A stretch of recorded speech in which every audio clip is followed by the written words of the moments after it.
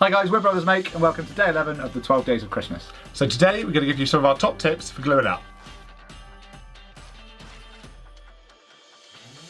So first things first, when we're gluing up, we always like to use a roll of craft paper. It's super cheap to get. You can get it in most sort of craft stores, and as soon as you're done with it, you just cut it off, you can chuck it away at the end and it saves your workbench getting all dirty.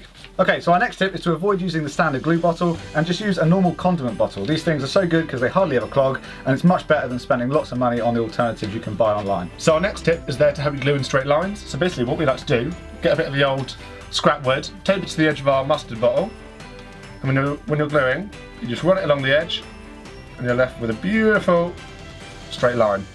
So the downside to using wood glue just by itself is that if you glue two pieces of wood together, you've got to wait just a little while for that to dry. There's a couple of ways that you can get around that, and we're going to show them to you now.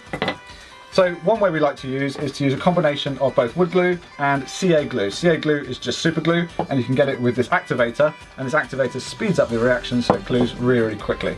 So we like to put majority wood glue on the centre of the board.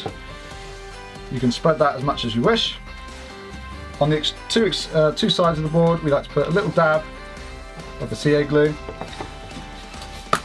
You take the activator and you spray that onto the board that you're trying to glue onto, and then as soon as you put that down, it will bond within a few seconds. That will act as a clamp so the wood glue can dry naturally, and that will keep it nice and strong and allow you to keep moving on your project.